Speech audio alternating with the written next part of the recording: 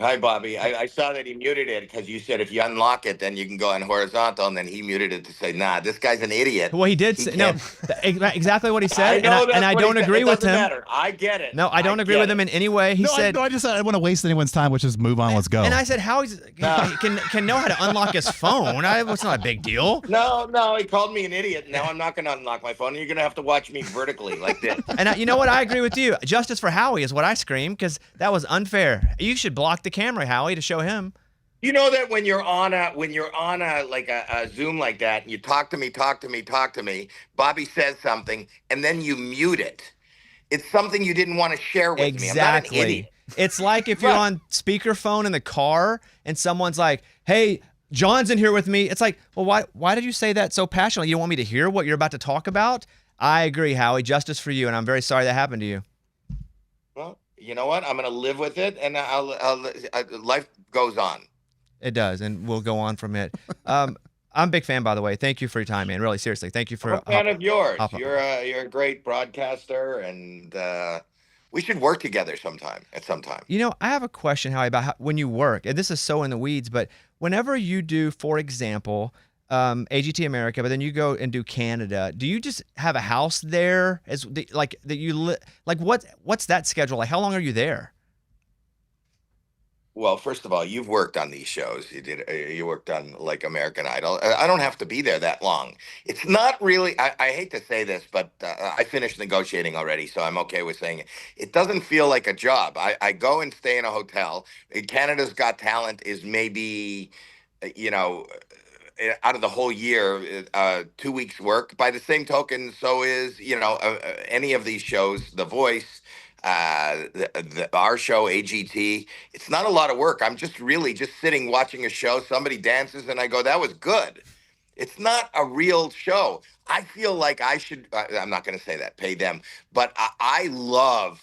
I would go and do go to shows where whenever I can. And I love like amateur shows. I love watching TV. I scroll on the internet, TikTok, wherever.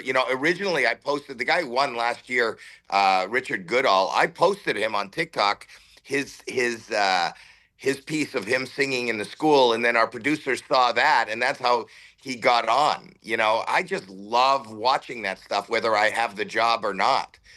And then again, to be in the room when somebody with a hope and a dream, it just comes to fruition. You feel it when you're in that room. You feel like, oh my God, this is something I've never seen in a way I've never seen it. And their life is about to change, and it's never going to be the same. And I'm invited to the party, and I got a front row seat to it. How often do you get on stage now, aside from AGT? Because I've been a fan of your stand-up forever. Like, my favorite bit ever is when you blow up the freaking glove. Like, that's all. Like, to me, I still laugh at watching. You're older than I thought. The truth of the matter is, I get on stage whenever I can, and I'm on stage 4 or 5 times. My real love is stand-up. And I love doing stand-up because I can say all the things that I can't say on TV or when I'm working with somebody. It's not, and people who know me from AGT and Deal or No Deal or wherever, Bobby's World, they're always somewhat surprised because I don't think my stand-up is family fair. In fact, go to howiemandel.com. You'll see I'm touring next week. I'm in Vegas right now, but I'm in Vegas next week at the MGM with Arsenio Hall. Me and Arsenio are doing dates together. I'm all over the place. And when I'm not doing dates at night after work, I'll go to the Comedy Store, the Ice House, the Laugh Factory, and I just, go and fool around on stage to just stay sharp and ready for any. But that's where I started. That's what I continue to do. What do people yell at you if they're not right to you, mostly? Like, what are you known by the general public? What do they yell the most at you? It varies. I have these very segregated audiences. So you go everything from do Bobby, which is not you. They're not telling me to do you, but I had a show in the '90s on Saturday morning called Bobby's World. So they want me to do the voice, which is not that great. It's the voice of every other voiceover acting job I had. I was Skeeter on the Muppet Babies, and I was Gizmo on Gremlins. The movies, Gremlins. I'm Gizmo. It's the same voice. But I did other voices too. I was Animal and Bunsen Honeydew on Muppet Babies. So from do voices to they still yell out deal, which is now I produce. It's on. It premiered last night on NBC, Deal or No Deal Island with Joe Manganiello. So I produced that. Or they'll yell out. Can you swear on this thing? Yeah, go ahead. Get the fuck off the stage. They'll yell that. Sometimes. What is that? But that's only when. Pardon me. What is that from? Why don't I know that one? Get the fuck off the stage. Yeah. Oh, that's just my family showing up to a show. Oh, got it. Thank you. Nailed it. Thank you. Yes, thank you. Yeah, good. Thank you. There you go. We just had. What's that from? You thought "Get the fuck off the stage"? I was like, I don't know that show. Like, what from a project? Oh, you're the "Get the fuck out of here" guy. Yeah, I was like, Bobby's World went to Max, I guess, and he's gotten older.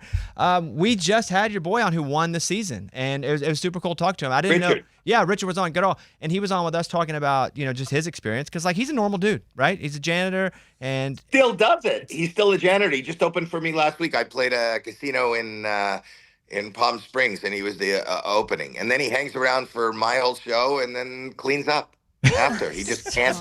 He can't put down the broom. Oh my he's the one that yells, "Get the F off the stage!" Yeah. Right. So with the auditions, go to agtauditions.com. And you don't know. And you know what?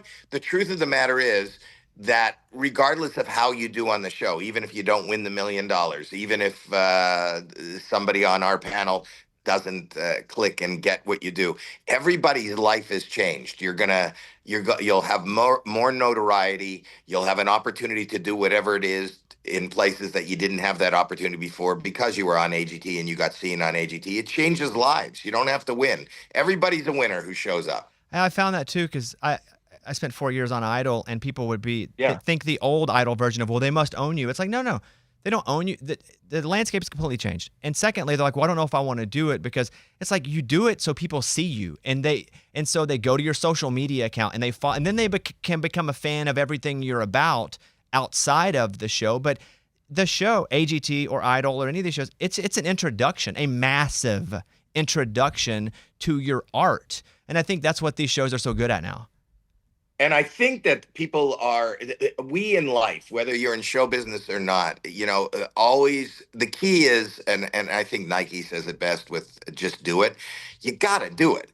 And there's no other avenue to just get eyeballs or ears into whatever you're doing. You shouldn't. It's great for you to think there's so many reasons why I don't want to do it. I don't want to be bound by a contract. I don't want to look stupid. I don't want to be judged. I don't want to be up against that kind of thing. That's not what I do. There's no reason for anybody at any level not to show up. And whether you're an amateur, whether you have a dream, whether you even have a career now, it'll only be better. I look at these shows like AGT, like the U.S. Open. People will go, well, it's not fair. This is a guy that had a record deal. Well, you know what? You had a record deal, and you're not doing much now, and you want to compete. If you're a professional tennis player, you go to the U.S. Open, you go to the Australia Open. It's not just an amateur show, but it is a place where an amateur can show up, a janitor can show up, or somebody who's making a living at it now but wants to just take it to the next level, or somebody who just, there was a guy on, I think he was on last year again, but I remember him when Howard Stern was one of the judges. He went by the name of Horse, and his thing was he had the ability to get kicked in the nether area and he didn't feel it. He ended up with 6 episodes on MTV, like it was like a jackass show. So you don't know.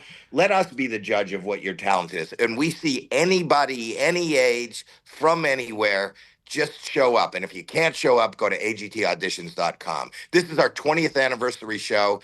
It's a stellar show. Also, people should show up to go to howiemandel.com and see where I'm playing live. Or listen to I have a podcast too called Howie Mandel Does Stuff.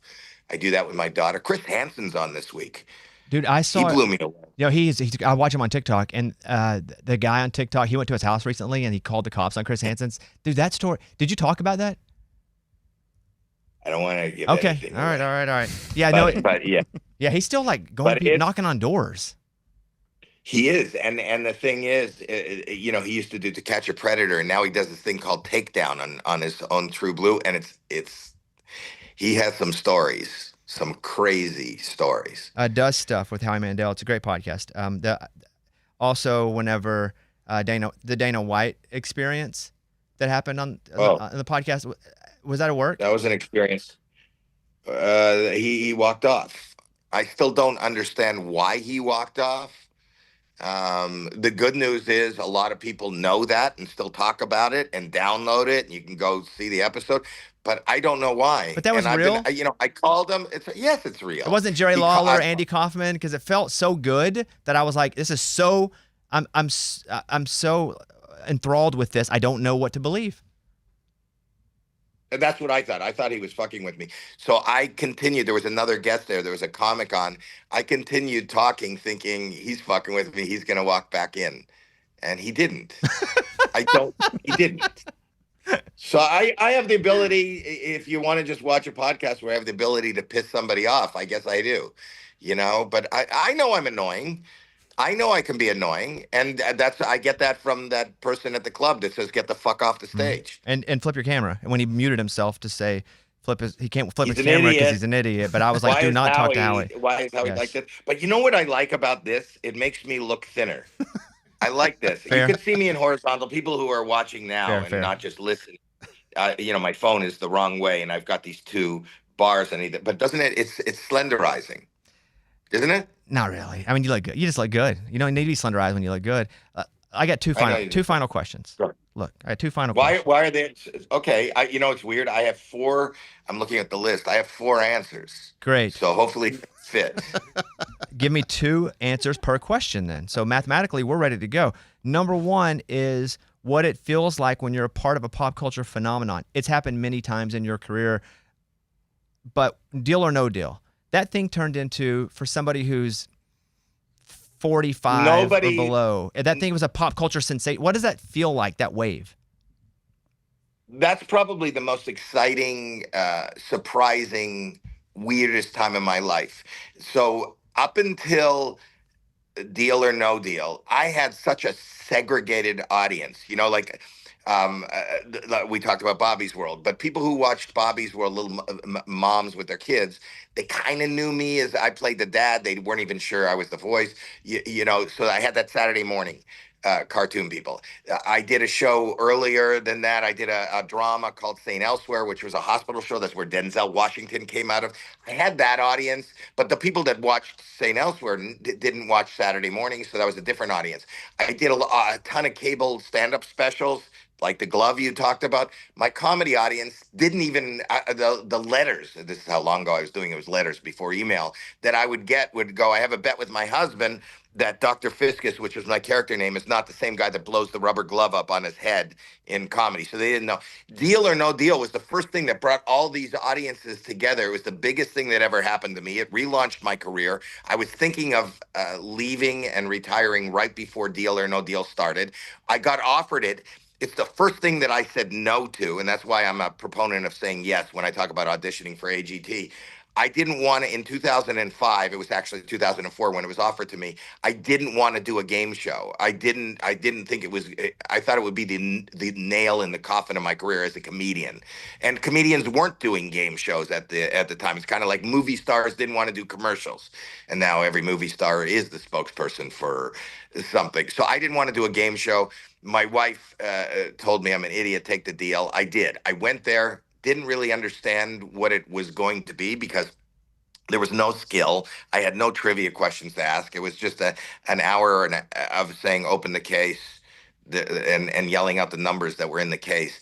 And I didn't know that if it was good. It blew up, surprised me more than anybody. It was so exciting. It was so amazing. And it's become, nobody's more thrilled that I got to be a part of it. And, I don't think I was the first choice. In fact, I know I wasn't the first choice. When I finally said yes, they kept saying, we can't do it without you. We need you. We need you. And I go, great, I'll do it. This was on a Friday. I go, when does it start?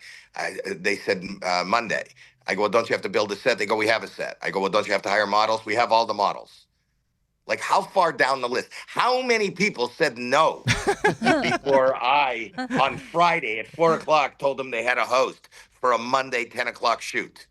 But you said yes, and that's the key, to show up. Say yes and show up. Final I got question. the deal. And I'm going to indulge me a bit here. So, again, been a big fan of your stand-up for a long time, and you talk about specials. I'm not a traditional stand-up, but I toured the last couple of years doing theaters, doing stand-up. And my special got bought by a TV network, and they're going to show it in a couple of weeks. Haven't been able to really announce anything yet, but I hate it now. You did. Why did you not? Why won't you announce it? Well, I can't. Well, they want to wait till their time to announce it. I'm just being the good soldier. Are you located in LA? I'm in Are you Nashville. in LA? Nashville. Oh, are you going to be in LA soon? I don't know. Do you want me to come to LA? I mean. Yeah, I want you to come do my podcast. I want you to promote your stand-up special. You didn't like it? You're saying? What are you saying? What you didn't? That's what I'm saying. Like, now that I watch it back, I'm like, oh man, I kind of suck. Do you ever watch back stuff and go, man, I don't know. Do you have imposter syndrome at all? Did you ever struggle with that, or like watching yourself back thinking you're not that funny? I can't stand myself. Okay, good. Thank God. So that's it. I don't even want to look in the mirror to shave. Like, I hate it. I watch it and I think it's pretty good, but I can't. But first of all, I want to say, I'll answer that question in a second. First of all, congratulations, Bobby. That's amazing. And people don't know that, how many people are out there just trying it, and to achieve the ability to have somebody even pay for it and want to put it on and promote it, and to have it so important that you can't talk about it until they talk about it, even makes it more. That's when you're doing something. That's when you know you're doing something. You know when you're doing something when you can't talk about what you're doing. Yeah, I would like to. You're not doing anything. It's not me. I would like to talk about it because I want to beg people to watch it. But then again, at the same time, like, but do I want them to watch it? Because like I watch it and I kind of cringe at myself. But why aren't you allowed to mention it now, Bobby? Because I think we're trying. We have a date, but I think they think tentatively they may move it a night, like a 10% chance they may have to move it a single night. No, but I'm not saying that you have to say like on April 12th. You don't have to say that. Yeah. People don't remember that anyway. Okay. But they go, Bobby Bones has a comedy special coming out on Amazon or on YouTube or wherever. They at least they just keep and if nothing else, they remember to keep going to that platform and waiting for a promo. I think that's stupid marketing. If I knew where the mute button is on this, I would look at somebody else in the room and go, "This is fucking stupid." How would he know? I feel that. All right, so good. I'm glad to know that you also hate yourself at times. But every one of us in this business has that. The reason is, if we are willing to talk and stand up and show up in front of strangers, we need the love and the acceptance of people we don't even know, because we can't give it to ourselves. HowieMandel.com, his dates start all January all the way through. It looks like May up on your site now, and all the cities the show's in. Howie's so funny. Yeah, don't mention it. I don't want to mention it yet. Go to HowieMandel.com. Listen, I would mention. Come see me in Arsenio in Vegas. I know. Yes, go AGTauditions.com if you guys want to audition from home. You can do that there. Bobby, you're really good at what you do. You really are. Oh, thank you, Howie. I'm a big fan. Thank you. But who am I to judge? Who am I to judge? Get the F off the stage is what I say. Howie, thank you, buddy. And hopefully I'll meet you in person sometime. Big fan, and have a great day, man. Oh, he's turning his camera. He unlocked it. Yeah, he didn't unlock it. He unlocks it at the end. He didn't unlock it, though. Yeah. All right, Howie. Good to see you, buddy. Sideways. Wait, where's the button? Where's the, now he looks thin. No. Tell that idiot to unlock it. Oh, wait, there. Yeah. Put it on mute and tell him what you really think of me. Talk to you later. Bye. See you, buddy. It's about